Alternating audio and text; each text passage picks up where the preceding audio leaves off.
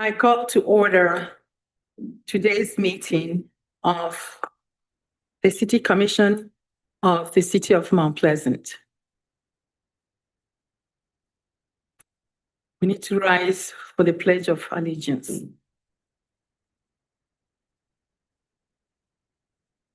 I pledge allegiance to the flag of the United States of America and to the republic for which it stands, one nation, under God, indivisible, with liberty and justice for all.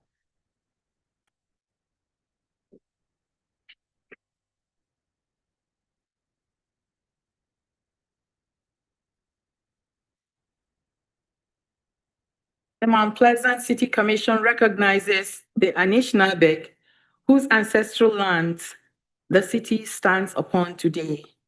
We acknowledge the Saginaw Chippewa Indian tribe and recognize that the three bands of Ojibwe, Saginaw, Black River, and Swan Creek have resided on this land for over 200 years. Our acknowledgement of the full history of the tribe and our commitment to be good stewards of these ancestral lands is an expression of gratitude and appreciation to those ancestors who came before us.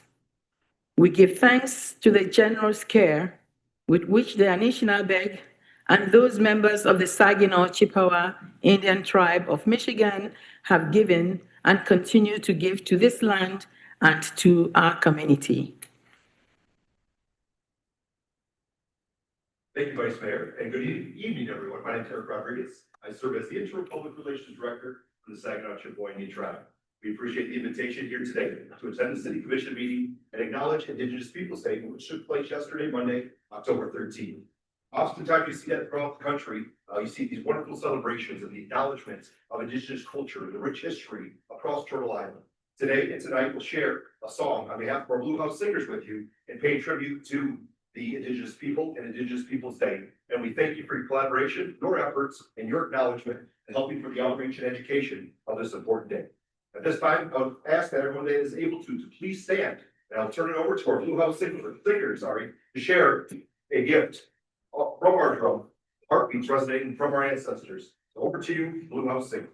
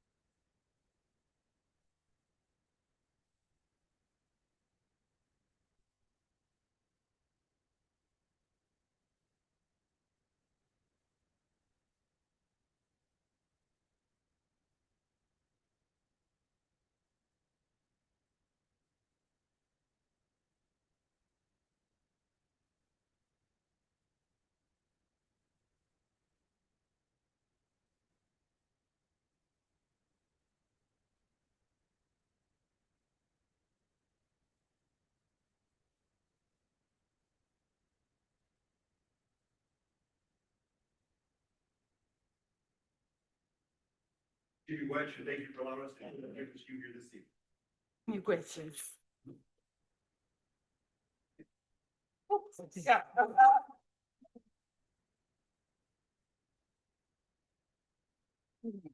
The city clerk, please take the roll call.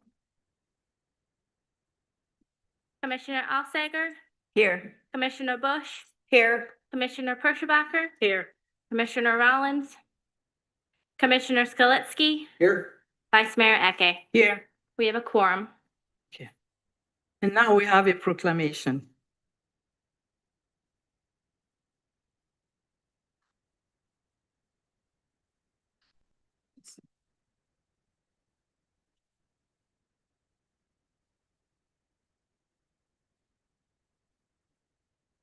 I want to begin by thanking the Blue House singers and drummers for this wonderful gift. Thank you, Sub-Chief Luke Sprague, for being here. Thank you, Council Secretary Jennifer Wasigijic.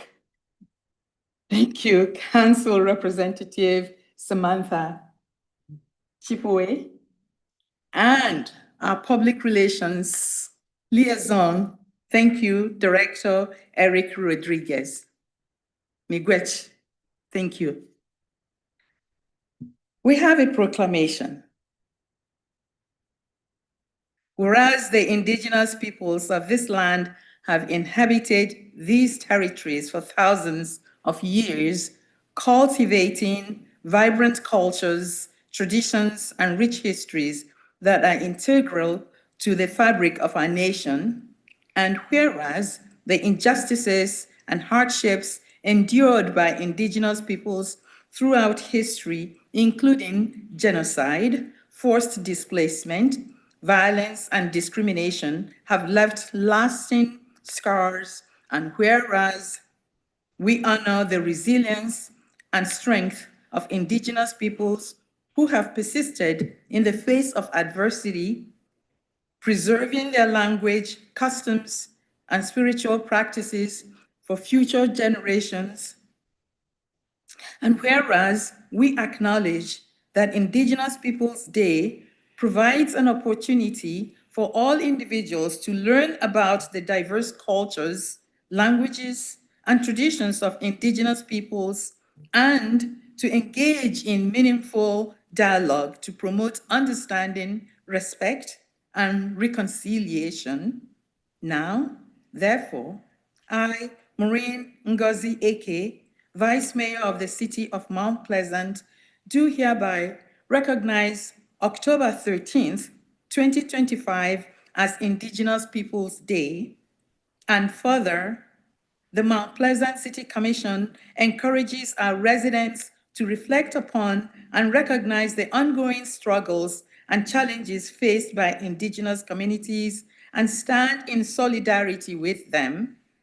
And further, the City of Mount Pleasant City Commission recognizes the value of working collaboratively with the Saginaw Chippewa Indian tribe and looks forward to fostering a spirit of inclusivity, mutual respect, and cooperation within our community. In witness whereof, I hereunto set my hand and the great seal of the city of Mount Pleasant, Michigan, this 14th day of October, 2025. So I get.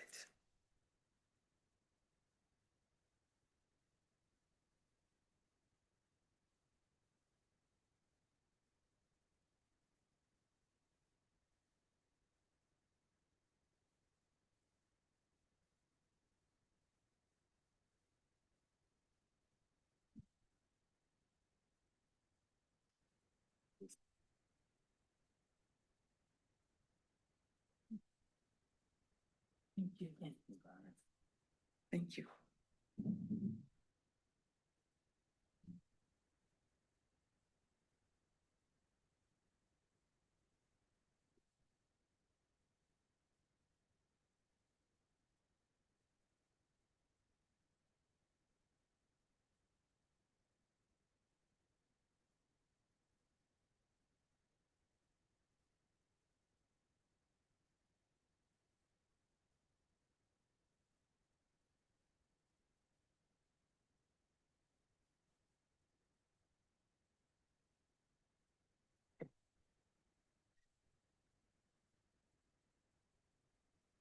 Are there any additions or deletions to the agenda?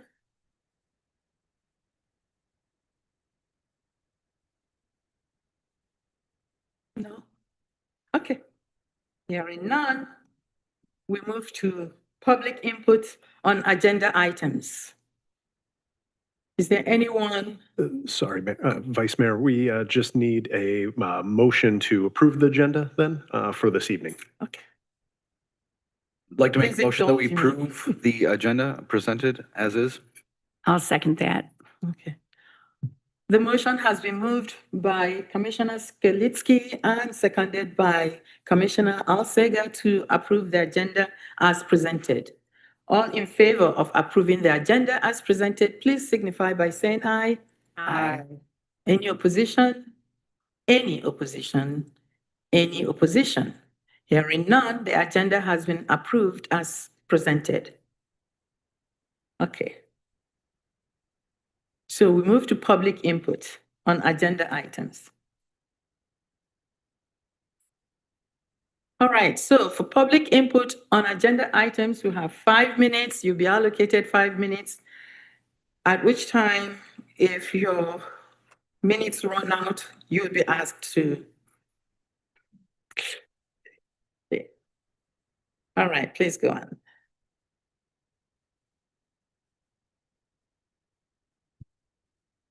Hello, my name is Bob Wheeler, and I'm the voluntary chairman of the Mount Pleasant Housing Commission. And I don't know what you know about the Mount Pleasant Housing Commission, but let me give you just a brief rundown. Although it's titled the Mount Pleasant Housing Commission, the only connection we really have to the city is that our board members are appointed by legislative action through your city manager. Other than that, we're basically an independent commission.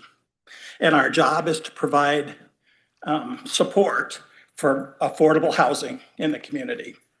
We have 3 properties in the city of Mount Pleasant. We have Riverview across the road parking lot from you, which is what I want to talk about tonight. And we have Pheasant Run over on Bellows, and we have Aspen View on Broomfield. I'm here to comment on item number 4 on the agenda, which is the approval of Appendix M to the fire code.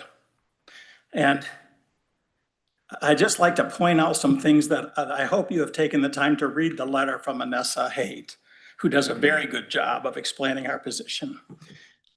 The situation with us is that in order for us to bring it up to the code required by Appendix M would cost us $1.5 million. Although we're already what I would consider to be a safe entity. You notice each one of our units have a sprinkler installed in them. We've just updated our monitoring board at a cost of several $100,000 so that we can, anytime there fire or smoke is detected, we can pinpoint exactly where it is and a call goes to the fire department. The only places in our building that do not have sprinkler systems installed is our hallways and our public meeting room in the basement. And I will point out that we are a brick and block building. So our hallways, minimal fire danger. We have hard surface barrier doors with a 20-minute fire barrier between each room and the hallway. And we've tried very hard to be good citizens. But there's something you need to know about our source of funding. We depend upon rents from our clients and a subsidy from the federal government. And that subsidy barely provides us what we need to operate. So when we do these improvements like we just did to the fire monitoring system, we use capital funding provided by HUD for us. Well, all of you are US citizens, I'm sure, so you know that anything coming from the federal government is not guaranteed. So if we were going to borrow, or if we were going to do this $1.5 million improvement for negligible results, really, and I know we would have 12 years to do that. However, the gain would be minimal, and we have no guarantee that we would have the money to do that. We are fortunate in that we have a building that is fully paid for. Unfortunately, we can't borrow against it. So the building is what it is. And all of our money that we try to do to upgrade it goes into that purpose. So I just want to point out that although I understand the reason for to bring the city up to that fire code level, there are only 2 buildings in town that proposal M would apply to, us and Winchester Towers. I can't speak for Winchester Towers, but I know to put $1.5 million into that building for the gain that we would get would cause us excessive hardship as an entity. So I hope you'll think about that. And I know that there's a feeling going around that perhaps you cannot make exclusions, but I don't think that that's true. And we have given you some examples in the letter from Anessa Haight about ways that you can do that, because we feel our building is safe the way it is right now. Am I out of my 5 minutes? You have 22 seconds left. Well, are there any questions for me or anything? Okay, thank you for your time. Thank you, Bob. Anyone else in the audience who has some comments on agenda items? Is there anybody on Zoom? Okay. All right. All right, so we will close public comments on, or public input on agenda items. And then we go to receipt of petitions and communications. Manager dissents. Absolutely.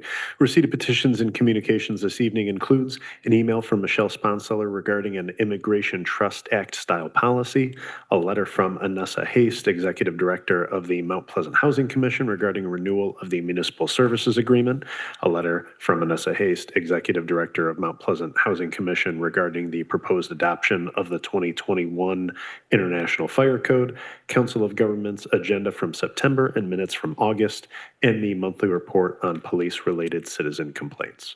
Okay. Do we need a motion to accept receipt of? Okay. All right, thank you. Consent items. Manager dissents, please. Consent items this evening includes approval of the minutes from the regular meeting held September 22nd, 2025. Consider awarding a contract to T.H. Eifert in the amount of $64,800 for the replacement of the condensing unit at the Public Safety Building and approve a budget amendment of the same. Consider modification to the November 24 City Commission agenda to place work session with the Planning Commission at the beginning of the meeting. Consider setting a public hearing for November 10, 2025 to allow for public input on intent to renew the Central Business District and adopt resolution on the same, and consider approval of payrolls and warrants. Okay. Does the City Commission have any questions about the consent items? Comments on the consent items? I would move that we accept the consent items as presented. I need a second. Seconded? It has been moved to approve the consent items as presented. All in favor of accepting or approving the consent items as presented, please signify by saying aye. Aye. Any opposition? Any opposition? Any opposition? Hearing none, the consent items have been approved as presented. Now we move to public hearings. Manager dissents, please. Yep, perfect. So our first public hearing will be a public hearing to allow for public input on an ordinance to renew and amend the Mount Pleasant, Michigan Mission Street Pickard Avenue District Development Plan and Tax Increment Financing Plan, ordinance number 720, adopted on November 26, 1990, and as amended.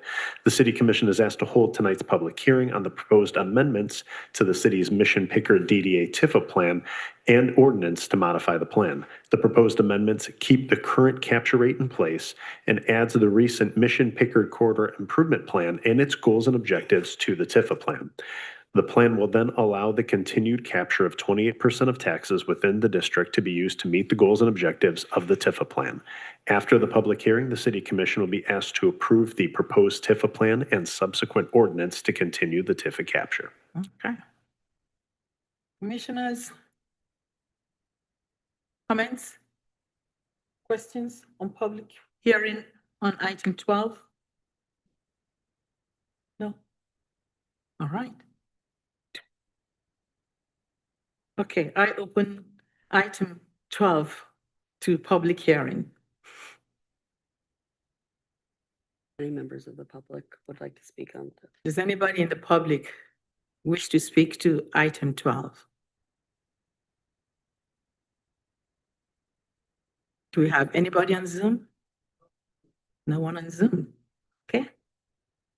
All right, do we need a motion? We'll close? Okay. All right, we'll close discussion on public hearing for item number 12. Do we need a motion to close? I need a motion. No motion to No, close. no The motion to only thing that the city commission is then asked to do is the motion to adopt the attached ordinance as well as the resolution. Okay. I need a motion then. I would like to make a motion to adopt the resolution and amendment as is presented in our packet. I'll second that. It has been moved to adopt the attached ordinance and resolution as proposed. All in favor of adaptation, please signify by saying aye. Aye. Any opposition? Any opposition? Any opposition? Hearing none. The motion has been approved. All right, so public hearing on item number 13. Manager dissents. Perfect. Thank you. This public hearing will be to allow for public input on the 2021 fire code updates. City Commission is asked to hold a public hearing on the proposed updates to the city's fire code. Staff proposes an update from the current code to the 2021 code. This includes the appendices of the code, which require many current buildings to retrofit and upgrade their systems to include interior sprinkling. After the public hearing, the City Commission is asked to provide staff with direction on if an ordinance adopting the fire code updates in their entirety should be drafted. Okay. I'm going to open item 13 for public comments. Anyone in the audience who wishes to comment on item 13, the fire code? Commissioners? Any comments, feedback? I mean, I wanted to talk about,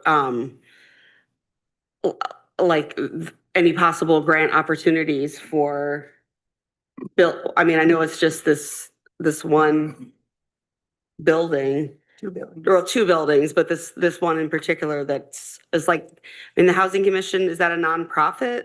That's that's considered a nonprofit, right? What? Yeah. Yeah. Like, I just feel like, yes. That's where I was kind of gray. Okay, trying to that gray area. Has anything like that been discussed at all? Well, we have an option in our packet that addresses the concern. Oh, that's right. Okay. Commissioner Love Singer, do you have something to add to this? I would just like to recap the past two presentations that we've made, the fire marshal and myself. This is unlike previous code adoptions. Most code adoptions apply to new construction only, or if there's a certain level of renovation done in the building. And this code has some retroactive code changes in it. And there are three major ones: the high-rise sprinklers, the hotel motel fire alarm systems for single-story, two-story units that have certain qualifications or distinctions that don't have an automatic sprinkler system in them. They have to have an improved fire alarm system. That will affect a few. Carbon monoxide detection in existing buildings, R2, which are hotel motels. We have sent letters out to any industry, business, or property that would be affected by these changes to let them know that, number one, there's a public hearing, and number two, what the changes are, and if they have questions to phone our office. And we have fielded several questions that we've answered. But at the end of the day, we end up with two big options. I hope it's only two, and that I hope number one is to adopt the 2021 fire code first and then adopt the appendices.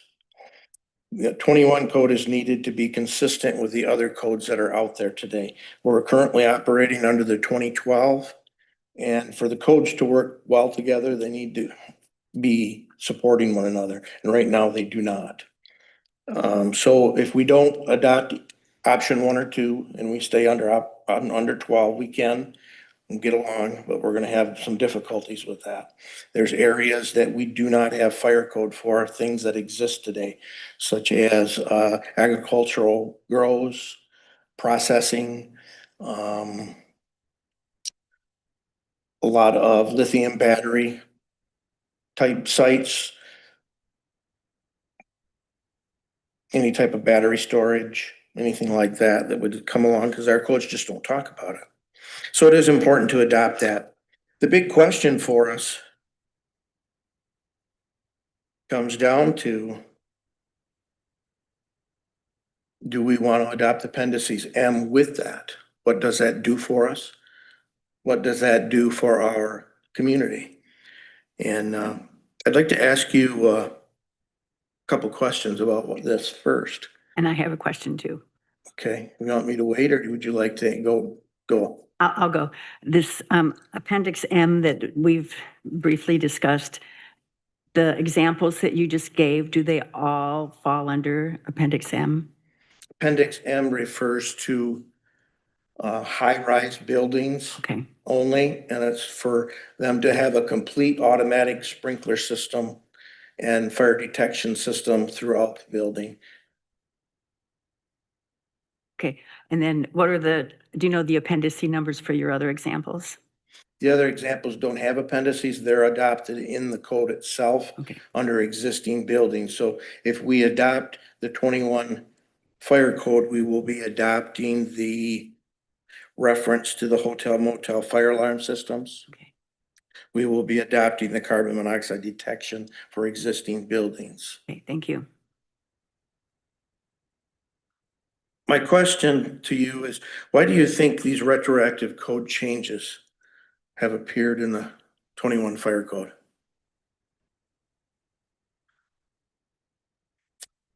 Well, I think it's pretty important. Yeah, why do we put warning labels on things that we didn't have warning labels on before?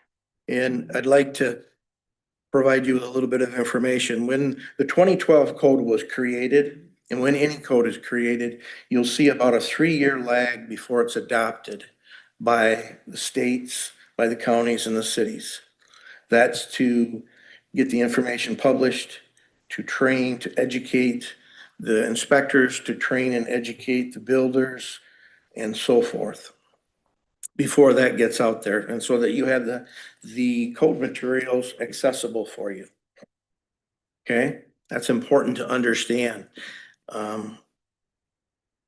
So it takes 2 or 3 years for this information to get out here. If you would indulge me, I would like to read you a couple short paragraphs out of the International Fire Code, out of the Appendices M, that to me are very relevant. Existing high-rise buildings that are not protected with fire sprinklers represent a significant hazard to occupants and firefighters. From 2009 to 2013, there was an average of 14,500 structure fires reported in high-rise buildings annually. 40 civilians lost their life, 520 civilians were injured, and $154 million of direct property damage was done each year. Those are average numbers that were averaged out. I think that's why, I think that answers the question why they wanted to try to make this retroactive. And they gave that to you as an option as a city commission. Okay? And the last paragraph that really spoke to me is that modern fire and building codes require complete automatic fire sprinkler protection and a variety of other safety features in new high-rise construction.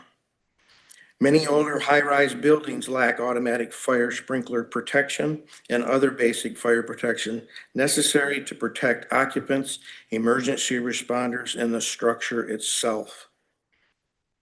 Without complete automatic fire sprinkler protection systems, fire departments cannot provide the level of protection that high-rise buildings demand.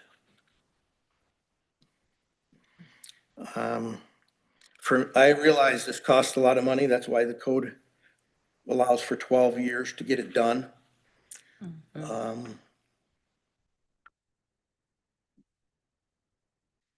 And there are 2 or 3 communities that have put some exemptions together.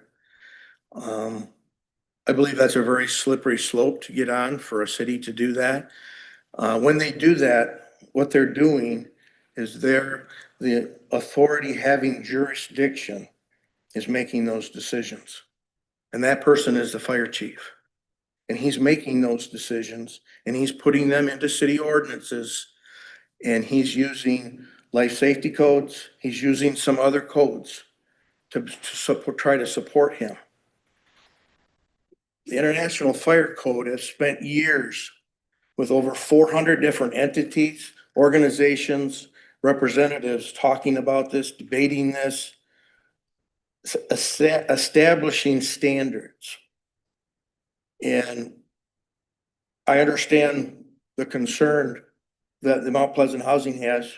And I've talked to them. I've met with them a couple occasions since we've announced this. And my hats are off to them for what they have done since 2012. They have spent hundreds of thousands of dollars to do things that nobody's asked them to do. They've done that because they care about their facility and the people that stay there. And they're close. Would it cost $1.5 million? I don't know. I don't know those. I don't get into the numbers. But the code doesn't address, it says a complete system or it says a partial system. And it doesn't, there's no in between for those. And my recommendation would be to stick with one of those. Those are your choices as a commission. My concern is solely that on any given night, when there's a fire in one of those buildings, and there have been several small fires in there, and they happen. How are we going to take care of those people and get them out safely, contain the fire, and extinguish it? Makes it very hard without a sprinkler system. Makes it more obtainable with a sprinkler system. I Yeah. have one more question. Absolutely. We heard about the system that's in place near here with that high rise. Do you know about Winchester Towers? What they have? I do. And they have the buildings are about the same age. They were built back in the 70s. Winchester Towers does not have sprinkler systems inside the rooms. They have them inside the hallways. They have some detection system in the hallways, but mostly pull stations. That was code at the time. That was code when they had some remodeling. They've made some upgrades. But it's a big difference from one end of town to the other. And I'm sure they would like to make some of those changes. It's all money. I get it. It's all expensive. The thing that disturbs me is if there's a fire over to Winchester Tower or Mosier 1, and if water starts flowing, the alarm sounds, tells us the exact room where it's at, the floor level where it's at. Okay, we know that right off the bat. When I go to the other one in town, water flows and the alarm goes off. I don't know what floor it is. I don't know what wing it's in. I don't know, is it one room? Is it two rooms? You know, with it, some of the smoke alarms are addressable and they'll tell you the exact smoke alarm that's going off, providing you information. It makes it difficult. It's something that we think about, we try to plan for, but, to me, it's very important, and I request you adopt the code and its entity. Do I see some problems with that? I do. But they've never had a need to find funding for something like this. But other communities have, and that's where there's some tax credits that have been given by the federal government. They use the CARES Act to help fund a lot of these. I don't know if that's out there and available today, but there's a need for funding. They're behind an 8 ball, especially the Mount Pleasant Housing Commission. How do we do that? I don't know. But only thing I do know is that I want to have the safest building we can for our tenants. Thank you. I do have one question real quick. Yes, sir. Now, one of the things that was proposed in the letter from the Housing Commission was alternative materials and methods approach to getting a workaround from the sprinkler system. What fireproof methods were available in the 70s with brick buildings that might be able to be changed in the last 50 years? Because there's not much room for modification on a brick building unless you're completely deconstructing it. I mean, even fire stop for your supply lines and everything along those lines is a major project, which most buildings don't undergo unless it's absolutely necessary. So A it's lot of the new buildings today, they're still steel and iron in the main frame supporting that building. And a lot of times in these new buildings, they are sprayed and treated with foam and fire retardants and to provide more time so that steel and metal can take the heat longer before it weakens, expands, and causes a collapse, so to speak. Pretty hard to go back in a building and put some of those new protections on those buildings. And at the end of the day, the best thing we can do for that building is put a sprinkler system in it. Okay. Thank you, Chief Lobsinger. Does anybody have additional questions or comments? I have a minor question. Could you just stay for a second? Sure. Okay, so you indicate that the code allows for 12 years for completion. Is that 12 years from now, or does it include previous work that they have done? Are you backdating the 12 years? No, it would be from when it would be through ordinance that we adopt the Okay. code. And once that ordinance is signed 30 days after that, I believe it becomes effective. So it would be from that point. Okay, And okay, I understand. What I hear you saying, please correct me if I am interpreting this incorrectly. What I hear you saying is that in the absence of a code, you may not be able to operate effectively if there is some hazard there. Is that what I'm hearing? In the absence of adopting this particular code that is inclusive or that at least is comprehensive, you may not be able to do your work effectively if there happens to be a problem in these particular areas. it's gonna impede us to not have the sprinklers. The sprinklers helps contain the fire, if not extinguish it. Okay, Okay, but I want you to think about this. If we have a room or two catches on fire, before it gets through the fire doors and into the hallway where there's detection, it's probably gonna be lapping up the building, starting the second floor on fire. okay, And the sprinklers are our best option. okay. So, You know, they're all block walls. Each unit is sprinkled to stop that. There's a Mhm. fire suppression system over each. Correct. window, Correct. over each, may I, there'll be another moment for additional Mhm. comments on your part. Yeah. Thank you. So let's, yeah. Mr. Wheeler is correct. Mhm. They are missing a very large, small component of the system, and that's the hallways. And the biggest dollar amount there, which is a gamble, we don't know until we get a company in here specing and bidding it out, is does it need to have a fire pump? That's probably $500,000 if it has to have a fire pump added to it. That helps, because the city water pressure coming in, and then they calculate, they need so much water pressure to the top floor for heads. Oh, we don't have this in the system that's designed. And it's not just because of the water pressure, it's because of the size of the pipes inside Mhm. and how it was designed. If it was designed to be the whole building, it may be okay without a fire pump. Chances are, it's probably gonna need a fire pump. And that's what kicks it over. Okay. Okay, so thank you again, and again, I want to commend you on, sort of clarifying certain things. And I thought I heard you say that we needed to adopt, if we adopt the 2021 code with the appendices M, that would align the fire code and the housing code. Did I hear you correctly?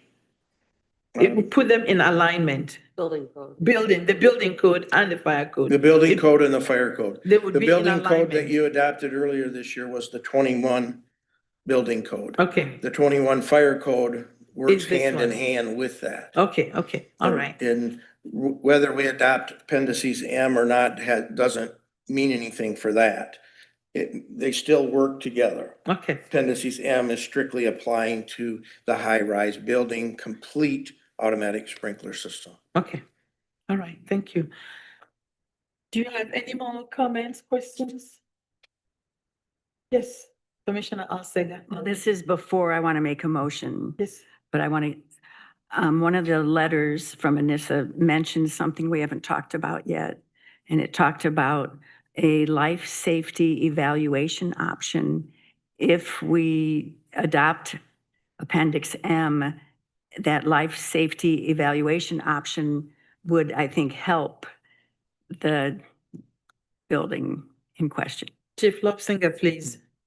Appendices M says a complete fire alarm system. There's no mention about having that. That's that slippery slope that I talked about that the fire chief was doing with the authority having jurisdiction. Um, And the code book you saw is very big. The authority having jurisdiction sometimes has to figure out how it all fits together. Because you might have to have a building that has, if it's over 20 feet tall, has to have a sprinkler system in it. But if you build it 19 feet, 10 inches, you wouldn't have to have the sprinkler system in it. Okay? Or you might have a commercial building that wants to put rental units above the top of it. Well, now it has to have a sprinkler system in it. Well, does it? No, there are options where you can put firewalls in to maintain certain levels of fire resistiveness. But the code, there's none of that in there in the code that I think we want to get into. Okay. Okay, so are we okay? Do we need more conversation? Do you have questions, comments? I want to make a comment. This is a difficult decision, and I would like to state that as a commissioner, I want to see the safety of Mount Pleasant residents be the utmost of the utmost importance. And so what I'm hoping is that if we vote to protect the safety of the residents by adopting this code, that we also do this in partnership, because we are looking for you know, these residents to be protected. And so if the Housing Commission, which does this important work in our community, is telling us that this is a potential hardship, we don't leave them alone with that, and that we provide as a municipality, you know, whatever support and connection we can get to make this possible over 12 years. I would think that over the course of 12 years, we could come up with. Let's talk about that. Exactly. Let's talk about that. Mhm. Director Lauria, do you have something to say? We like to throw out grants. That term is just a funding option for Yeah. everything. Mhm. I don't want to hear in 12 years that we didn't provide you with all the information, because you guys are the decision makers and the policy makers. Doug's, Fire Chief Labsinger, and my job is to make the community safe, okay? Does that mean it has to be completely safe and it's not safe? I don't know if that's the expectation. But as you guys make this decision, you own it. You own it.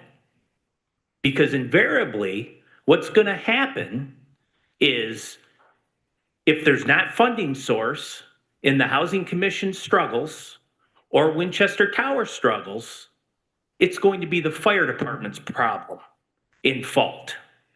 Mhm. If somebody gets hurt because this isn't adopted, it's going to be whose fault? I think the question that I'm surprised has not been asked by any of you is, why does this remain in Appendix M? Why can you opt out of this? Why isn't it in the code? It's in the current code when you do new construction. This is tricky, and you have to consider everything that was told to you in the multiple work sessions. But as you make that decision, the five of you tonight, or if it's postponed or 7, whatever, the board owns it.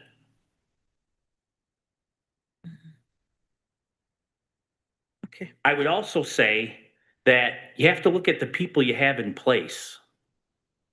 You have a housing commission that just went up and gave you all the additions of what they've done. They obviously take safety seriously. It sounds to me like they're constantly evaluating it and reevaluating it and trying to make things better. If you do it for the weakest link in the community or the most delay, again, that's your decision. But you have to take the totality of everything that was given to you, evaluate it, and then make the best possible decision that you can make, whatever that is to the five of you. I think we focus sometimes singularly on is it completely safe or is it safe? And I liken it to this. I want every car to have side impact bags, front impact bags, ceiling bags, seat bags. But we still allow 1980 vehicles on the road. We haven't said, guess what? You're not driving those anymore because they don't beep when you're going to go pull out in front of someone. They don't brake when you're looking at your phone. And so to say that we're going to ever achieve complete safety in any of this is unrealistic. So that's my 2 cents. You guys have the decision to make. Okay. Thank you, Director Lauria. Thank you, Director Lauria. It sounds like we have a conundrum, but we also have a decision to make because we have addressed this issue several times. What I'm hearing is the need for compliance, and that compliance makes it possible for us to be, addresses the question of safety, or at least, so you commissioners, there are 5 of us here. you've got to, I'm gonna just ask each one of you your final take or comments on this, and then we'll go forward. I'm gonna ask one question. Do we need a vote, or you want us to give you direction? I think that's what I read in the, Yeah, I'll just be looking for direction this evening because we would still have to craft an ordinance. And so really what we're looking from the city commission is what should What- that ordinance contain? okay, all right, good. So, okay, so, all right. Commissioner Skilitsky, what's your say? I would like to put in a comment regarding this issue because it is an extremely important and extremely difficult decision for this commission to make. Mount Pleasant is going through a housing crisis right now, and these are two very vulnerable buildings in which house some of our most vulnerable community members. If either one of them to fail, it would be a increased burden on trying to find housing for so many people that are unhomed currently in the city already. So to place an unnecessary burden on the housing commission would be a mistake. But on the other hand, we have an extreme opposite with the towers. We have one building that has put a lot of effort into making sure that it's safe for its residents, and we have another building that has an extremely limited fire protection system that also leaves our firefighters in danger if they were to arrive on site to save lives.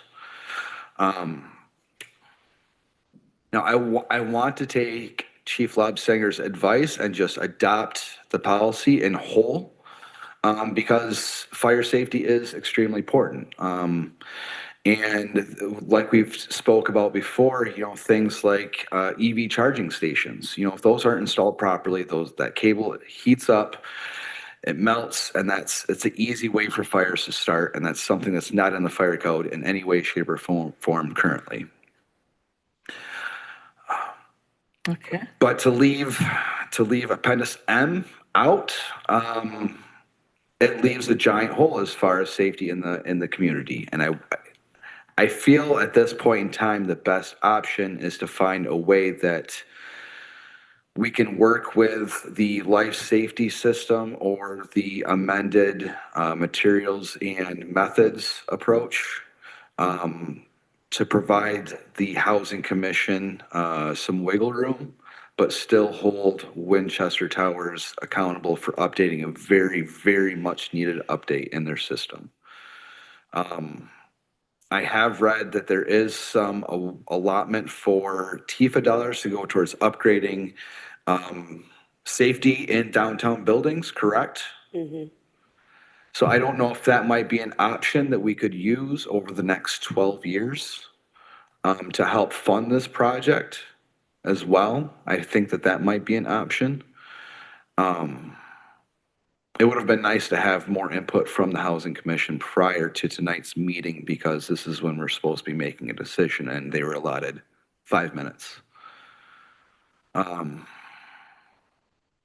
So I guess that's my take on the situation. Okay. So Manager DeSantis, maybe you'd look into that TIFA question? We could certainly take a look into it. However, I would just keep the city commission. You guys got to remember that the way that math worked out as it was a proposal to the city commission for 100% capture rate. The city commission had set a 75% capture rate, taking 25% of the funds out of that program. And still, we have a $3.5 million infrastructure project for the downtown that we planned on doing with those funds while still allowing for the incentives. The total incentive package was going to be valued at $500,000. That's going to be a bit trimmed down, probably because of the reduction in revenues. And each of the fire suppression grants was, I believe, right around $35,000. So it would have $35,000, even if you took, and I think that the total program called for maybe 3 or 4 of those, we'd be talking maybe $140,000 at most out of a program that I believe the Housing Commission had penned at around $1.5 million. Thank you for the input. Commissioner Bush? I have some thoughts along the lines of what what Commissioner Skolitsky said. I do wish that, even though we have discussed this at some length, it would have been nice to have a little bit, more input earlier on, because I feel like I'm learning a lot. But I would feel comfortable adopting the policy, and then can we look at M again later? I mean, there's no reason why we have to do it all at once, or if this option with the materials clause is a possibility. That's where my thoughts lie. Okay. Commissioner Alsager? Well, since we had this packet with the two letters from Anissa Haight, I was prepared to come in and say I want option 2, which means we don't adopt Appendix M. Knowing a little bit more about Winchester Towers, another option would be something that she suggested, that we adopt the whole thing, but then include this life safety evaluation option, which gives them credit for what they've done. Mhm. So that's where I am. Okay. Commissioner Becker? Just as Commissioner Alsager had said, we did have a lot of information prior to this meeting. And I do want to move towards option 2. There is always the ability for us to amend it, to change that after we have voted it in. But I would like to see something similar to, if it is feasible, of what the Housing Commission had written in their letter. But I would also like to help everyone understand that without all 7 commissioners here, we're now only getting 5 voices instead of 2. I'd really like to have all 7 commissioners be part of this decision, not just 5 of us. Okay. All right. Thank you, everyone. I guess I have to say something, or I need to say something. Maybe I shouldn't say anything. What I'm hearing is an inclination towards adopting the recommendation in part. I'm just hearing, sort of the querying, or at least, the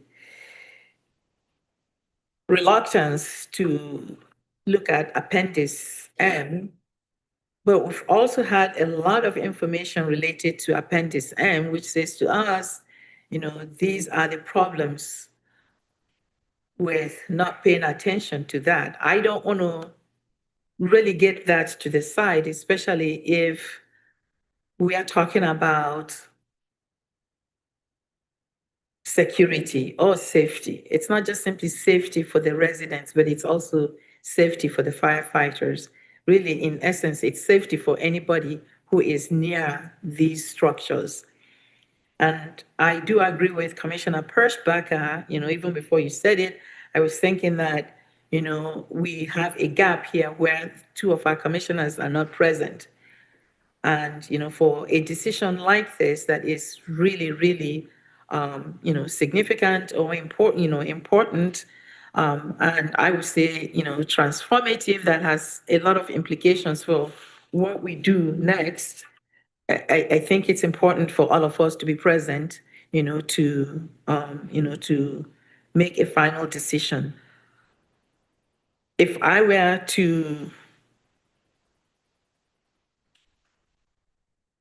register my thought, my support would be to go with Lobsinger's recommendation, because I do believe that Lobsinger, that they have, he has a sense, or at least the fire department has a sense of what is needed, what is of utmost importance for us to function safely and for everybody to be safe. But I can't make that decision by myself.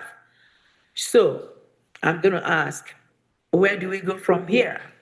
2 of our members are not here, and we need those voices. Do we then recommend that we come back, again, when everybody is here? Because at this moment, it looks like, unbalanced. Yeah, we have information. What has just happened for me is information that we didn't have before. The two letters bring up new information, and my dear sir also has brought up new information that we didn't have before. And I think that's partly what's causing this, questioning.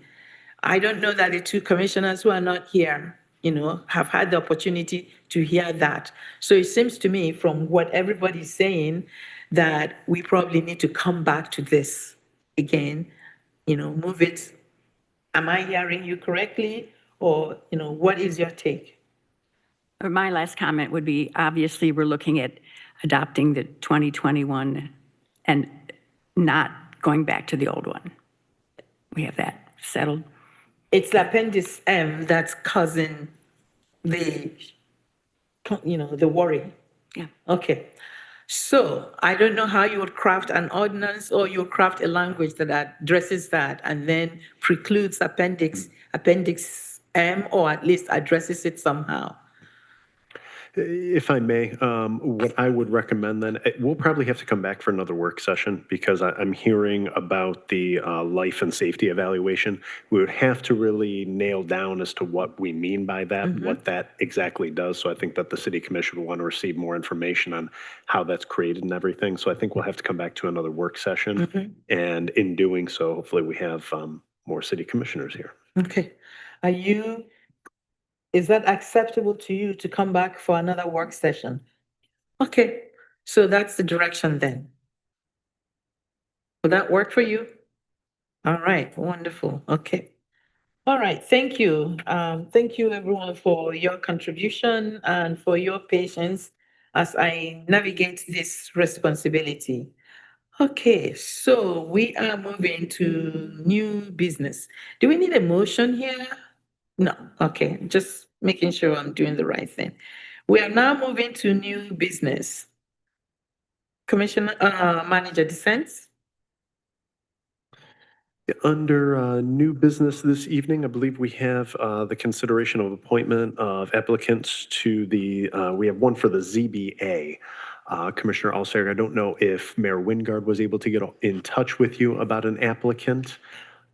I agreed with him, but I did not write down her name. Okay, gotcha. It might be best that we then come back to that then. Okay. I would think so, okay. All right, moving on. That was the new business. It was under, there were two appointments Okay. to be made, and I believe that Mayor Wingard has some of the information. So. Okay. I think the next one is just reappointments. Oh, sorry. I think we can do the reappointments. We My do have that apologies. in our Yes, no, Yeah, my but we- apologies. I was looking at the same line. That was. We do have, Yeah. The applicant is here. My apologies. The new appointment or the reappointment? new appointment. This is the new appointment. Okay, we don't We have a need your name name. here. Yeah.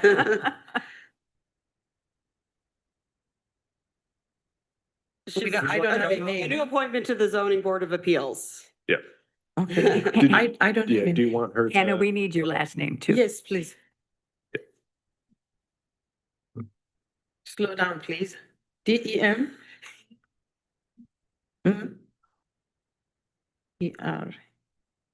ERHH. Her application is in. Yeah, it's in the packet. Okay, okay. All right, okay. So we are appointing Hannah Damara to the zoning board.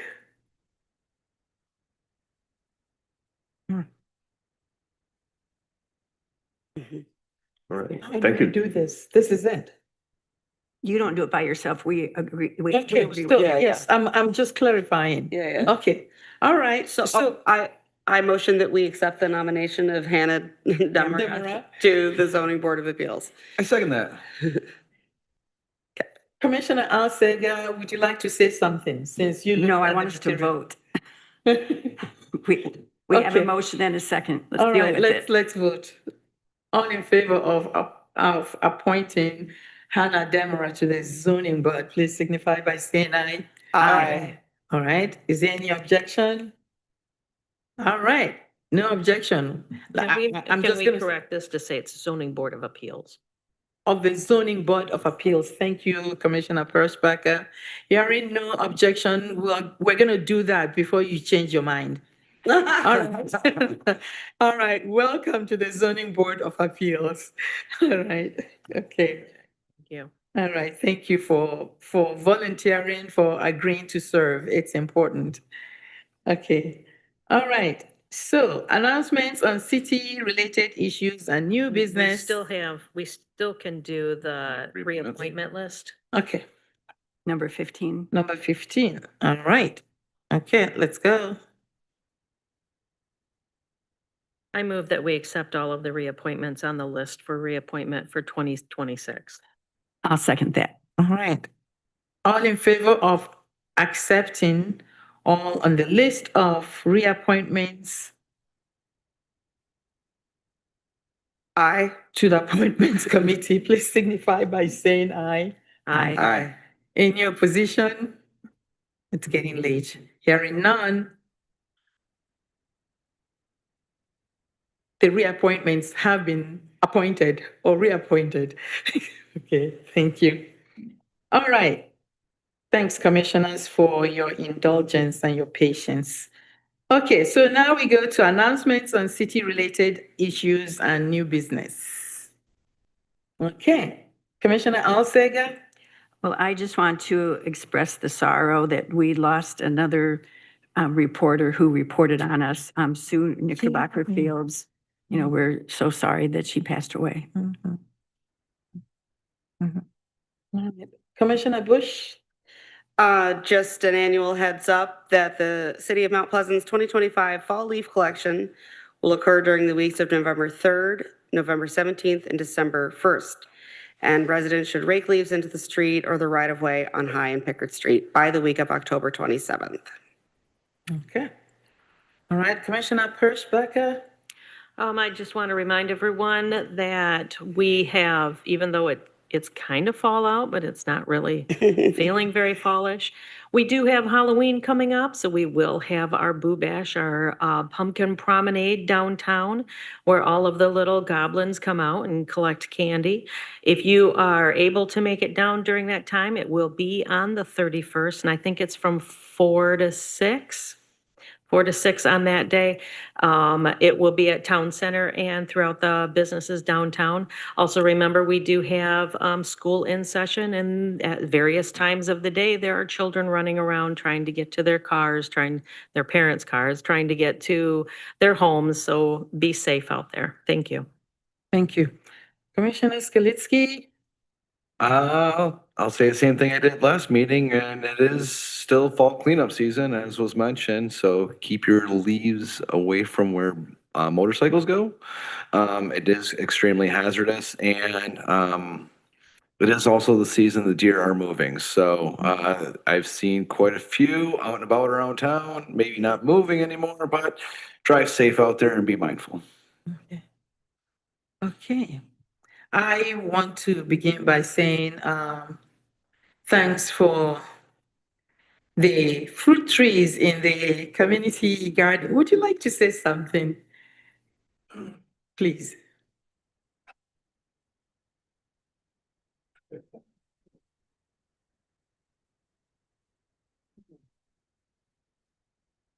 Yeah, so we planted 6 apple trees behind the community garden. It is now going to be our community orchard. There are various species of apple trees. I do not have that on me, so I'm not sure exactly what they are. But it will take probably a couple years before they start bearing mature fruit. But it is one of those things that if it does become successful, we will probably add different things to that area. So it's kind of a nice area to be able to do that in. But yeah, it's kind of cool. Yeah, cool. Thank you. Very cool. Thank you very much. Question, when is cleanup? Garden, the community garden cleanup? When do you expect the cleanup I for believe gardeners? it has to be out by October, by the end of October. Yeah. Okay, all right. Thank you again for the work you do. Thank you. All right, okay, so this is it. Shall we take a recess? Is it recess? We have public comment on agenda and non-agenda items. Okay. Oh, yes. All right, public comment on agenda and non-agenda items. Any members of the public? Anybody on Zoom? Okay. All right, so since we do not have anybody here getting up to go speak and there are no speakers on Zoom, I shall close public comments on agenda and non-agenda items. So, shall we take a recess or would you like to continue? I'd like to continue. I'm okay continuing. You okay with continuing? Okay. You okay with Mr. Carroll? continuing? All right, okay, so we are going into a work session then.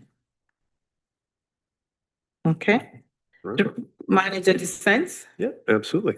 So I'm just going to go ahead and tee up. We've got several members of the senior management team who will be going over our presentation this evening.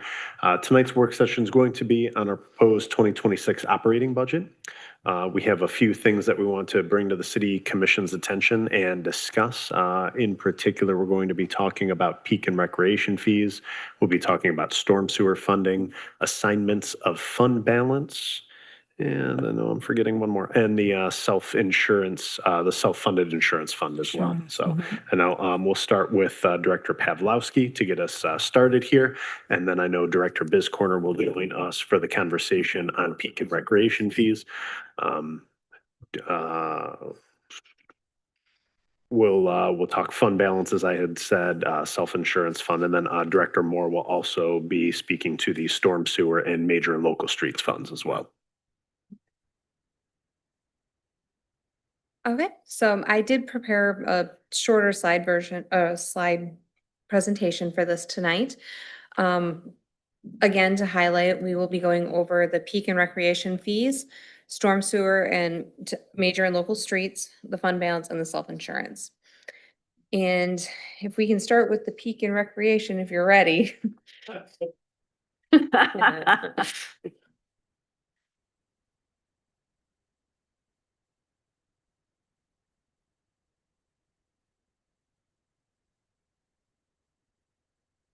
So I believe you should have three, do you mind if I just set that on top of that? Okay. 3 memos in your packet regarding this work session that relate to my department. All really fun topics, I know, but necessary, I believe. And just so you are aware, even though they're 3 separate topics, they're basically talking about the same thing.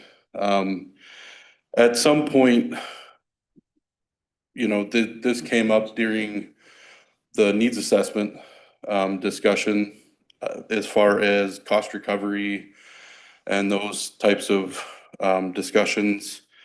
And so the way that we broke it down for this particular discussion is field and court usage fees, proposal to adjust non-resident program fees, and then proposal to adjust peak program fees. So I'm gonna take them one at a time, just so we can individually talk about them, and you can provide direction. The first one we'll talk about is a proposal to adjust non-resident program fees. So basically the background, the short version of this is that we essentially have some pretty high quality programs and facilities, and 50 to 70% of our program users do not pay the taxes to build these facilities, which means that they're non-residents. And so the way that we're looking at it is they should pay additional fees in order to help close that gap a little bit. So the first one with the proposal to adjust non-resident program fees, basically what we're looking at is just to adopt a 50% cost recovery over top of what residents pay.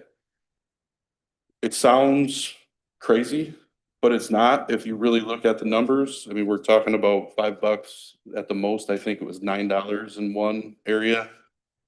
But essentially what this does is at least gives us a baseline so that we know when we create new programs and when we have other things coming out, or should we decide to adjust them in the future, it's based on percentages and not just numbers. And so for this, it's kind of an ease thing for us. It helps us just create new programs. Like for instance, we just created a new archery program that has been uber successful. We had a waiting list. We had to create a second class and still had a waiting list. And now we're looking at other ways to be able to host it. We're in talks with CMU about having winter sessions because they do have a range indoors over there. This wouldn't be outside of the norm for us as we do other programs with them, such as our climbing program and things like that. But when we built that program, it was one of those things, again, that what do we charge? What do we charge residents? What do we charge non-residents? There's definitely a cost to the program because we do have to staff it.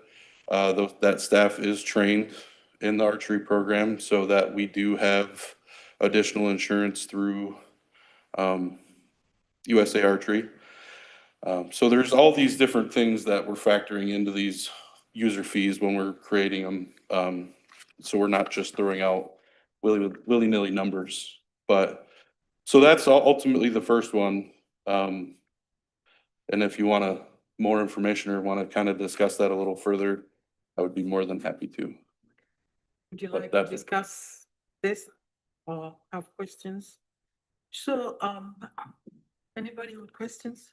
Yeah, Commissioner. Well, I Osberger? appreciate that the minor increases that you're talking about, that you put them in green so we could easily access them in our packet. Right. And they aren't very much. No, They're yeah. not. Like I said, this is more housekeeping than anything else. But in the future, should we ever decide that it needs to be more, now we have a number, like now we're working off of something. I'm just going to say again, Director Biscona, thank you for the work that you do. Given the increase in, cost of services and a whole range of things, it seems reasonable that, an increase, should be expected, for this program at least to sustain it. It has to be sustained. And as you said, especially, if it serves non-residential population also, which means that you're not capturing any taxes, to support it. So it doesn't seem fair for the residents to continue to be taxed, for a program that also supports people who don't necessarily live within, pay taxes, to sustain the program. Yeah. So I understand this. So, if this is important and this is necessary, okay, Okay, thank you. you're welcome. All right. The second one that I want to jump into is an introduction of field and court usage fees. So this, once again, goes into the same exact discussion that we were just having with that, but it branches out into our existing relationships with our user groups, such as Little Leagues, softball program. There's also the pickleball club that is using our facilities. And we're just at some point, we need to have that discussion of, do we charge them? What is that relationship? Right now, we do not charge our clubs, essentially. So we don't have any revenue coming back other than we have charged Little League for electrical use, because they're running the concession stands and different things. The girls softball program is a little bit harder to do that because we run programs outside of that in Island Park. Pony League is kind of independent, but they run minimal games. But we also have travel programs that are trying to get into to participate as well. We typically only charge for games. And if we did the math on just games and not breaking down all of our little fees and things, Little League is our largest user with 94 games. If we charge them $35 per game, they would pay $3,290 for the season. Pony League was 16 games, $560. Softball was 31 games, and that would have been $1,085. And like I said, these are approximate numbers, but it's pretty close. And then looking at what we're charged, because we run our adult softball program at CMU, we get charged for 24 games at $800 a piece, or $800 for the season, which works out to like $33 a game. And then the other thing that we're talking about is our pickleball group. It's obviously a growing sport. It's one of those things that we cannot have enough courts. I mean, everybody's always talking about it. And according to their app, and this is their schedule, they play twice a day, every day, from 9 to 11, and then 5 to 7:30. And now as the season gets later, they want lights, and they want lights every day. And we would charge our travel programs or anybody that comes in to use our lights for tournaments or anything for our fields, we would charge them $15 an hour per field. And what we're trying to do is essentially just have some equity, because why are we doing it for a portion of us and not for the entire user groups? I'm not saying that we can't discount that for certain programs. You know, if it's the Little League program, I mean, they are a recreational program, and so we could have a conversation about, instead of charging them the full $3,600, we charge them $2,500, and we just charge them a flat rate. We don't look at games, we just charge them a flat rate for the year, and that's part of the contract. We are definitely increasing our maintenance costs. You just don't have the same volunteer staff that you've had in the past. And so it got to the point this year where there was pretty significant weeds growing up that they normally take care of. We went out and took care of it for them. And just those different things that you're just not seeing anymore. You could say that about the girls softball program. When the previous director was running it for all those years, she was amazing. And she donated a lot of that money back when we needed things down in Island Park. And we just don't have that anymore. You just don't have that type of a relationship anymore. We have been in talks about bringing the girls softball program underneath our umbrella. And if that happens, it will be a much different conversation, because then we would just run it like one of our rec programs. But that's not the case right now. And so that's why I'm here having this conversation. At this point, it's more of a conversation to you all as to how we want to handle this. As far, do you want some suggestions from staff as to what those fees would look like, how that would work? Or is this something that we don't even want to look into? Commissioners, comments? I'd like to say something. Obviously, our parks are very important to Mount Pleasant. You know, it brings people from all over the state to come see the Chippewa and do all the things, hang out at Island Park, you know. So I would like to see Parks and Rec be funded as best as possible. Some of the fee increases, particularly for youth programs, I mean, having kids in programs that live outside of the town brings those parents in there along with their wallets and their checkbooks, they're gonna be getting ice cream at Doozies, having to go get water at the gas station or whatever. So there is some benefits to having them discounting their tuition or whatever it is you want to call it. So those types of things I would hate to see increased on. But yeah, things like the traveling pickleball teams, so on and so forth. We don't need to be spending it's great to accommodate, but they can subsidize some of their usage for the resources. I mean, if we're going to be able to maintain what we have, we need to be able to pay for it, so. Okay. Commissioner Alsager? I trust you with your background that you are making some sound decisions. Commissioner Perschbacher?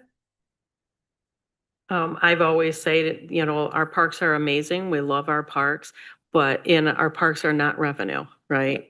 And if we need extra funding to make sure that they're maintained well for these organizations to be able to utilize them, then, if that's what we need to do, I'm okay with that. And I have to say that the increases that you did for the fees, I mean, the lowest one was like $2. Right. And the highest one was 10, and I think, or 9. And it just wasn't that much. It's not gonna make that big of a difference. Right. But I do appreciate us kind of like giving the residents that understanding that because they already pay taxes that maintain the park, they also get a reduced fee for that. Right. Yeah, but I think that whatever we need to do to maintain our parks and to keep our recreation programs going is important. Yeah, and just for clarity too, for the other programs such as Little League and things like that, while it may be an increase across the board, we have no idea what the ratio is between resident, non-resident. They have joined, Mount Pleasant joined Union Township. They do play with Beal City. And so from that standpoint, like we have funding in our programs such as our soccer program and our flag football program that comes back to our park system to help pay for turf management and things like that, where these programs they're not helping us at all in those areas, but it's all an out for us. So we're still maintaining those fields and doing those things. I mean, they still pay for their chalk sometimes, they pay for those types of things. But we're still mowing the grass and we're still, doing the turf care type things. So, I just wanted to make that clear too, so. Okay. Commissioner Bush? I want to reiterate what Commissioner Perschbacher said. I agree that I mean, our job is to be responsive to Mount Pleasant residents, and I'd like to look at it as Mount Pleasant resident taxpayers paying less and not as necessarily as non-residents paying more. You look at it that way because, yeah. Sure. Yeah. Okay. All right. What I'm hearing is, a sense that we're saying we have to be sustainable. We have to find revenues to support our park and our courts to make sure that they are maintained. This is what I'm hearing. And as such, if you have to, do something, sort of look at the structure that you had in place and modify it and consider, fee payment, that we are in support. And as a matter of fact, if you want to go use Maury Court, you're going to have to pay for it, right? Right. Even just walking, you pay for it, don't you? Well, and that's why I used the example of us utilizing CMU fields for our adults. Like we pay that Yeah. on top of our program fees too, and that's not our facility, but we run it, so. Absolutely, because, we've got to pay for the lights. Who is going to pay for that? Right. You've got to pay the people who maintain the courts and do all those things and keep that space as pristine as possible so that you can use it, so that it's safe. And so the revenue has to come somewhere. So if you, figure out a way of generating some revenue from people using those spaces, I think that's what I'm hearing. And if you're asking us for directions, it seems to me that that's the direction that we are recommending. So do you want me to bring back those fees to this board then? Yeah, Okay. yeah, All right. yeah. I I will do also that. like the idea of flat fee for certain groups that, That are- before have you been with said us. that, I actually had a question here. What about flat fee? And then, so perhaps look at both and bring something back to us. Absolutely. Thank you. All right. Commissioner Eke, I have a comment. Commissioner Alsager? I was just looking at the last chart that is the summer peak program. Uh-huh. And in the past, I think we talked about the non-resident rate maybe should be not the same as the resident rate. Are we, I think he's getting to. I'm getting there now. Oh. I'm done. That's the last one. Oh, That's my last yeah, one. And I gotta go sit down. Yes. Okay, sorry about One that. more, one Yeah. more. All right, so this one's probably the harder one out of all three of them. So this is our peak program. For today's conversation, we don't really want to have a conversation about after school, because that one seems to be pretty self-sustaining and it's in a pretty good space. Our bigger issue is the summer camp program, and those fees. Right now, we currently average an annual deficit of $230,000 in that program. It's consistently filled with the 2% grant allocations. This past grant application, not the one that we just submitted, but the previous one, it wasn't fully funded. So it was funded only a portion of that. Previous to that, we were lucky enough to get, and by lucky, COVID related, so not really that lucky. But COVID related money to help us fund that program and then be able to have a bank. That bank has been pretty depleted already, and we're only, 3 years out of that. I know you're gonna have a conversation about this too, I think. But I believe that our reliance on grant funds is not a good thing. Especially with the way that current grant funding is happening. It seems to be slashed more and more every day. We definitely don't have the same opportunities in that world as we had even last year. But when we're doing research and we're looking at neighboring programs and other programs throughout the state, we're considerably less than those programs. And so right now, for our resident rate, it's actually not even resident, it's school district.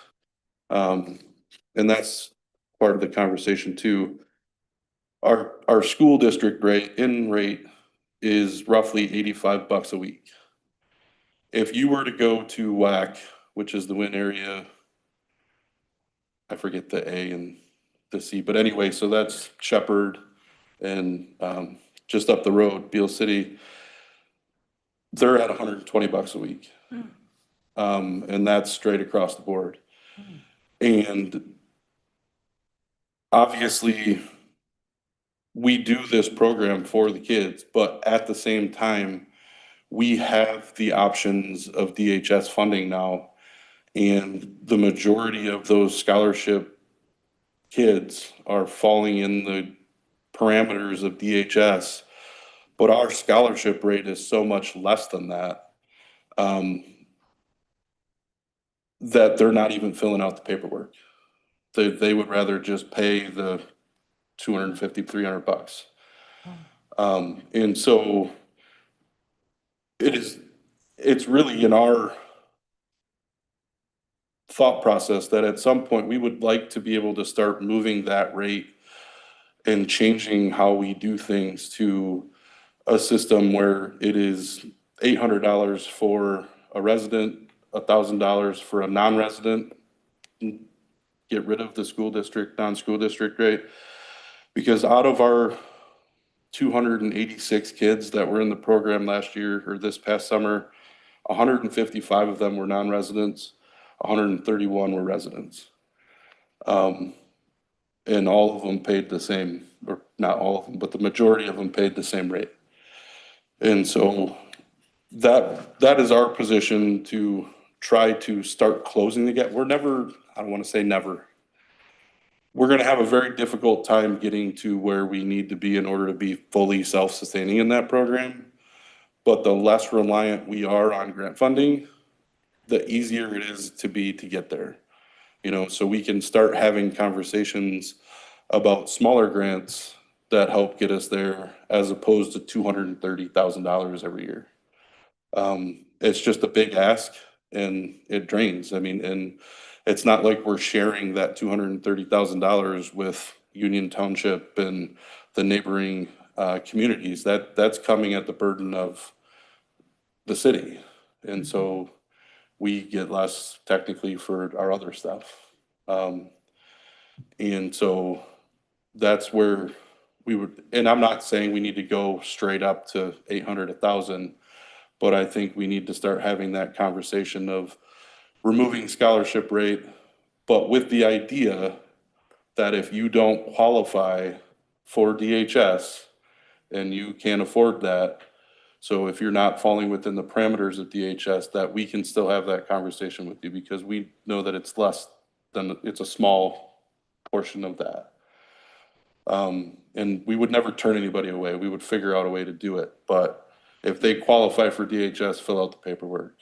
If not, then this is what you pay if you're a resident. This is what you pay if you're a non-resident.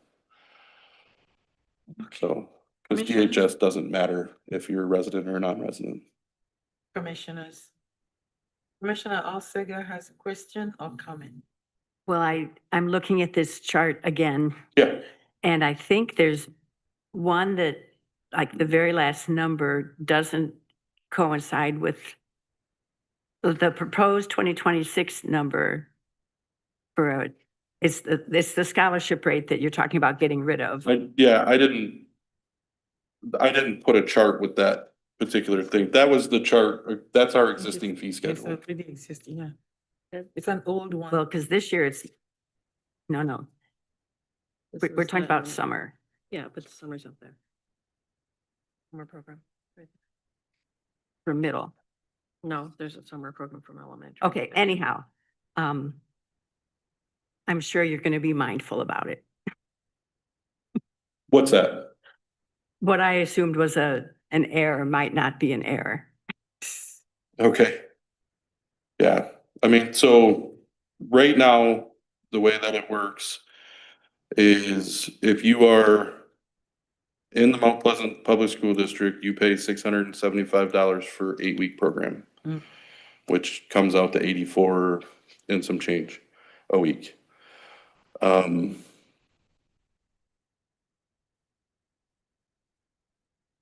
For a non-Mount Pleasant School District, it's 800, which is $100 a week. And then the scholarship rate for Mount Pleasant Public School District is 350, and non-public school district is 400.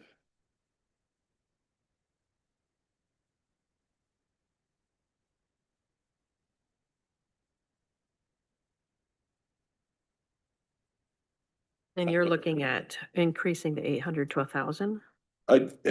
What I Or would like to do is you're just looking- start that That process process moving moves up, The like conversation. incrementally move up over the next couple of years to get to that. Like, I think it's necessary. I don't, I didn't have an exact number. I just know that that's at least a lot more in line with what they're paying everywhere else.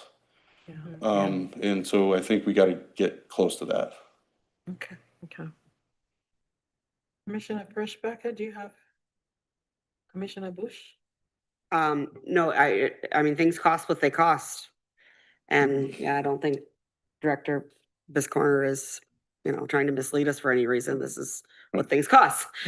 Well, and just for clarification too, I mean, there was a couple years where we did a couple extra things because we had that grant funding and we don't do that. We don't do that stuff anymore, And that should be what grants are for. Right. Yeah. You know what I mean? But we did come back to how we were operating, like and it sounds terrible when we say it this way, but I would say we're bare bones the way we're running our organization. Like we're doing it with the amount of staff we think is safe per child in the each location.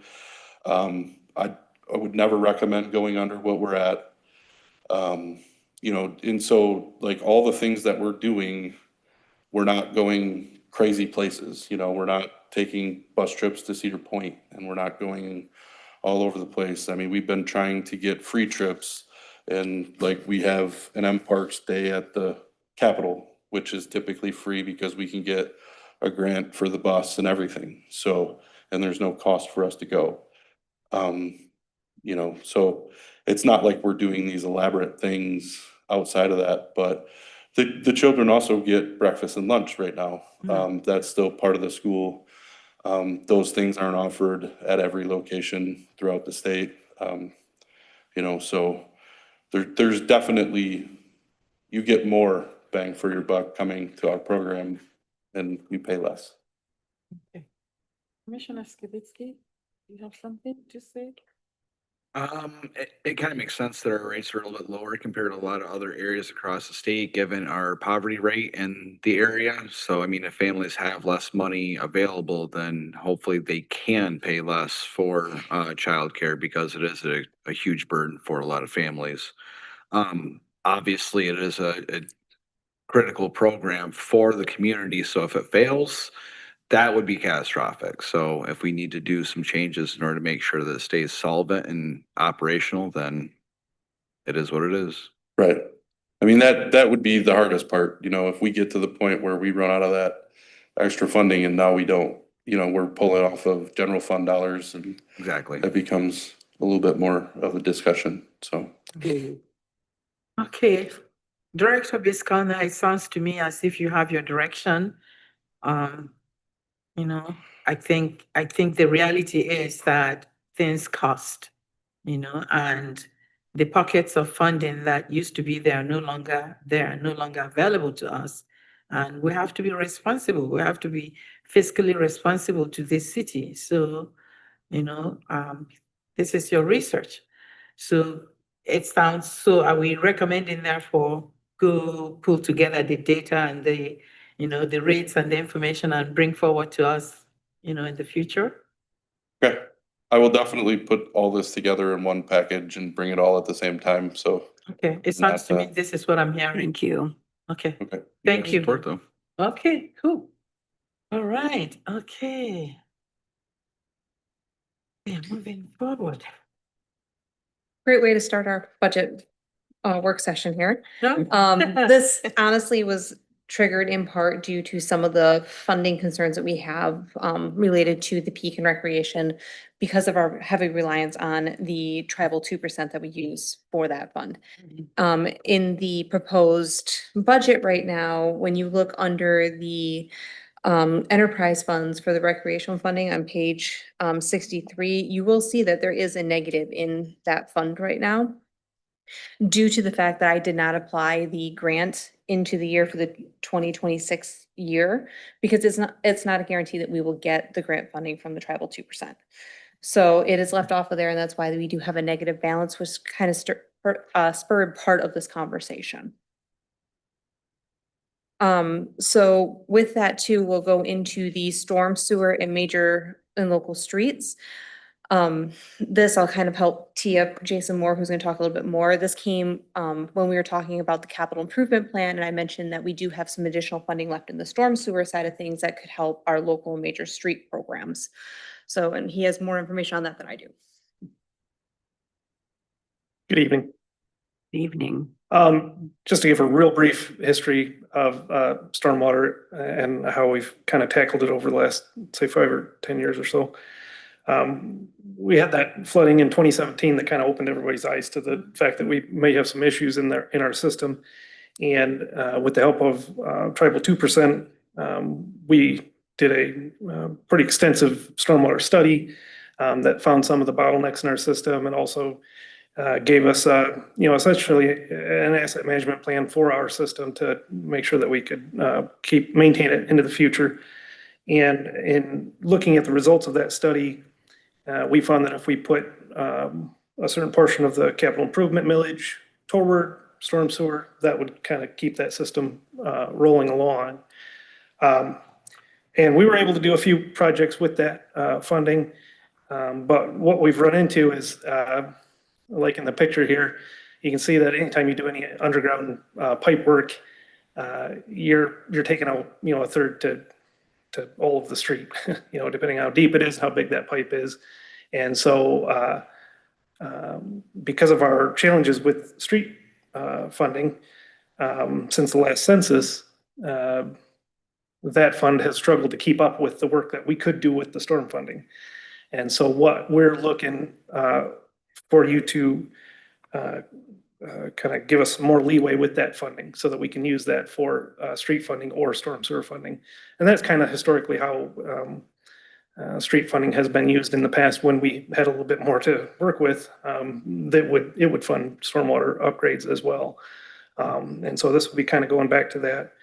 And we've got there at the bottom of the slide is the 2026 year-end estimate of just about 600,000 that we would be putting, aside for. Now it would be street funding or stormwater funding. So Sounds good. Okay. Feedback, commissioners? I love that you said storm. It's like storm and drum. Oh, yeah. Oh, yeah, sorry. Yep, sorry about that. I'm thinking. Commissioners, any feedback for Director Moore? Comments? Right, thank you. You're welcome.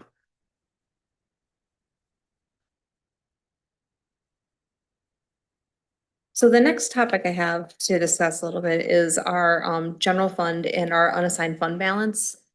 At the end of the 2026 year, I have it estimated to be 6.9 million unassigned. That is roughly 33.8% of our budget, which is when the industry standard says it's supposed to be between 15 and 25%. We are on the very high side of that. The percentages that we're looking to get down to, if you look underneath, I have that nice chart there that shows the different levels of where 15 to 25% would be for an unassigned balance. And that's kind of where we would like to have our funding balances end up somewhere in there to be more within the industry standard. So I looked ahead a little bit and found a few potential assignments that would help bring this fund balance down that are not related to things that are ongoing charges. So if we, had a new position or we increased wages, we'd have to find a way to fund those year after year. Not necessarily something we can do if we're just looking to reduce our fund balance one time. A couple ideas that were thrown around was an additional MERS contribution of $1 million. Right now, we do have a significant unfunded liability related to our MERS pension and that side of things. So this $1 million would get us a little bit closer to having that liability covered a little bit more for us. We are looking at some upgrades to the accounting software that we have right now. We have our BSNA software. It's a .NET version. They do offer a cloud version, which would be an upgrade across the board for all of our accounting software. We're looking at about $200,000 for that. And then we do have in there a $250,000 child care stabilization amount. This amount would go to fund some of those programs for peak, just to make sure we have that funding available should that 2% not come in at some point in time. So we at least have a buffer to be able to fund that program for at least another year while we figure out what to do next. This total assignment would be $1.4 million, and it would take our ending fund balance down to 5.4 million, which is roughly 26%, getting us a lot closer to that industry's standard that they're looking for.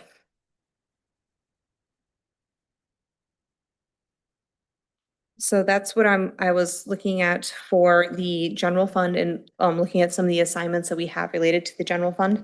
I would look to see if there would be a recommendation to potentially include these into the 2026 budget we have now and have those approved with the adoption of that 2026 budget. Commissioners, questions, comments, feedback? Commissioner Bush, then Commissioner Alsager. Just some clarity on Like, for example, the 250,000, which I think is a great idea. And is that gonna stay in place potentially? Like, would it be able to stay in? Yep, this will Yeah. stay in the assigned fund balance. Okay. Year after year, as long as we don't tap into it. If we tap into it, then we would have to have another conversation about what to do for that. But we would earmark it for child Okay. stabilization, should that tribal 2% or one of the other funding sources we have for recreation not come through. Okay. Perfect. Commissioner Alsager? That basically was my comment. Okay. Commissioner Pershbacher, do you have comments, questions? I was just gonna say, this is a great way to figure out how to keep us solvent, but put money aside for things that we need in the future. That's very important, especially when we're looking at, it's a lot of money, but it's money that we need to make sure that we have. And we make sure that we're paying things off. So I appreciate your accounting abilities. It's like a rainy day. Yeah, yeah, okay, good. Commissioner Skalitsky? No, just thank you for your work on this. Yeah, excellent, thank you. So For thinking forward. I'm doing my best. Good job. So the last one, we had a conversation earlier this year about a deficit elimination plan from the 2025 year, because our 2024 balance was a negative $77,000 for the self-funded insurance plan. In that self-funded insurance plan, we can account to some of that negative fund balance because of the inclusion of the GLP-1. Oh, yeah. These are specifically the GLP-1s that I'm referencing more are related to the weight loss side of things. They were allowed in our self-funded plan prior to 2025, mid 2025. We recently just excluded those. So that will impact our expenses for this fiscal year towards the end of the year, but you will still see higher expenses likely in 2025. And currently, we are self-funded for our insurance, and the rates are charged to employees are calculated in-house and based on prior year experience. It's unknown and unexpected increases in the expenses would not be available to ensure that we account for our revenues versus our expenses. And making sure that those actually equal out easily. Also, the self-insurance trends, they put additional costs, they are basically putting additional costs to the city, and I have a slide next to show that. And the price for the employees are paying is significantly lower than private sector employees pay for similar coverage. So historically, the increases in the expenses and revenues for the self-funded insurance plan, it was a significantly positive fund balance. In 2023, there was a change in the relationship of the revenues and the expenses that increased the expenses over revenues, which started causing a decline in the fund balance. This was the same in 2024, and this actually coincides in part with the GLP-1 having a broader use and more acceptable acceptance within the insurance plans to be used for more items. And we did have the deficit elimination plan in 2024 due to for the 2024 year into 2025. So looking at this, breaking it down a little bit more for these insurance revenue side of things, I looked at a couple of the key factors related to the revenues that we have. Employees are paying for their health insurance based on internal calculations completed to fund this benefit. Overall, the total revenues show an increase year over year by about 19.5% in 2024 compared to the 2020 levels. Nothing seems out of line with revenues, as it should be year over year increasing because prices go up, rates go up, inflation, rising costs, population changes, all of that impacts that. So that's why you see that trend that consistently goes up year over year. The 2025 year, I projected based on the trends I was seeing in prior years, knowing that we have that deficit elimination plan in there as well. And we have captured some of the costs. Next, when I look at expenses, the expenses for the self-funded insurance paints a different picture. and raises some concerns related to the sustainability of the self-funded plan. As you can see, expenses on average increase year over year. Beginning in 2023, expenses begin to rise at a quicker rate than revenues, with the prescription showing the most growth at 35% over the 2020 year. This coincides with the approval of the GLP-1s for weight loss. This was introduced in 2021 with expanded approval in 2023. In 2024, the prescription rate nearly doubles from the prior year, going to 63% over the 2020 amount. All other expenses increased by a much smaller percentage that is more sustainable and predictable. The significant increase in the prescription cost is a major part of the deficit from the 2024 year on the fund. On the next slide, I do highlight some of the statistics related to the prescription costs between 22 and 24. The trend is showing costs are continuing to rise into 2025, but we're doing what we can to smooth that rapid growth. One of those was excluding the GLP-1s for weight loss under our self-insurance plan. But overall, the expenses in 2024 grew by 27% in 24, with revenues only growing by 19%. So you can see where we have that flip now of revenues are not keeping up with the expenses. For the self-funded prescription plan, some facts related to that. The percentage of members using prescriptions went from a 30% utilization in 2022 to 43% utilization in 2024. The cost per member per month per prescription went from $188 in 2022 to $217 in 2023 to $384 in 2024. The average plan cost per prescription was $82 in 2022, $94 in 2023, and $150 in 2024. The average employee copay for prescription was $16 and 16% in 2022, $16 and 14.5% in 2023, and $18 or 10.7% in 2024. While the employer cost share is the opposite of that, so 83.9% in 2022, 85.5% in 2023, and 89.3% in 2024. So in summary, for the self-funded insurance plan, we have quite a few factors that are pointing to the fact that we might have to have a larger conversation related to our self-funded insurance. One of those is our internal calculations. We only have city experience and what we've done in the past and how those affected us in the past. We are subject to various unknowns, like the inclusion of the GLP-1s in 2023 that nobody would have expected would have bloomed that greatly. Also, our revenues versus expenses. Our revenues are increasing below the rate of our expenses in recent years, with the GLP-1 as a main factor, but we don't know what else is going on. We could look at if we looked at something outside of a self-insurance fund, we have that other industry knowledge where they can look at other industries that are the same as ours or other agencies that are the same as ours and give us some more data to work with, so we're not just relying on our own calculations. Do we have any questions on the self-insurance plan?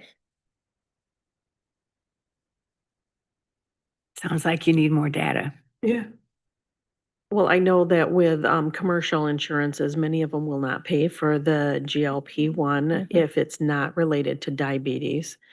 And I think even Medicare won't pay for it if it's not related to diabetes. I know a lot of people that pay out of pocket for it, and it is quite costly. But some of it was, just because there's not enough data to show long-term results. It does help individuals with diabetes that have insulin resistant issues going on. But I know that the insurance that I have for my company, it does not pay for the GLP-1 unless it's for diabetes as well. And our self-funded insurance plan does still cover GLP-1s for the diabetes side of things. Yeah. It just does not cover it specifically for weight loss. Yes. Okay. Any more comments? Feedback? So, what are you asking? So for that one, I do know that we will have to come back with some more data, looking at the potential of keeping our self-funded insurance or potentially looking outside of being self-funded. Okay. And that's something that, because of the way the fund is going and the work that we have to put into that right now to cover the negative between the expenses and the revenues, we will be putting some of the general fund dollars into that as well. Okay. Right. So the next steps I have related to this is if there is another work session needed, we could have one on October 27th. If there aren't any other questions that we have related to the budget overall. And we do have a public hearing that was approved for November 10th related to the budget. And then after that, budget adoption will be by the last meeting of the year. Commissioners, what are you thinking? Hirschberger? I think she does a good job. I think she knows her stuff and I think she does a good job Okay. and, I don't need any more information Thank you. this time. Thank you. Okay, what does that mean? No work session on October 27th, or she's proposing that? I'm not If asking it's for. I'm not hearing any need for a work Yeah, session I right I now, don't so think there's unless a need for a somebody, work session. It sounds right. I don't really need, okay. we've had this conversation for quite some time too, so, Mhm. Not, I don't like talking budgets, but we really don't need to. do okay.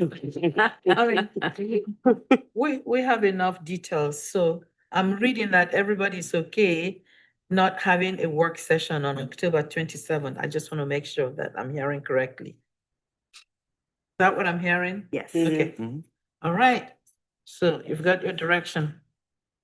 All right. So,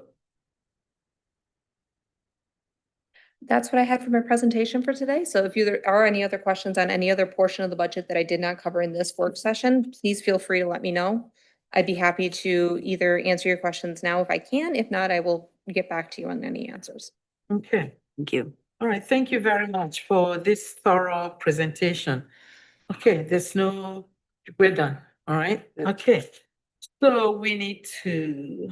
I move we adjourn. Thank you, Second. Commissioner Hirschberger, who's seconding. Skalitsky Second. seconds. All in favor of Aye. adjournment, please signify by saying aye. Aye. Aye. All right, meeting is adjourned the 9:04 PM. All right, good job, people. Thank you very much for indulging me. Thank you for leading for us.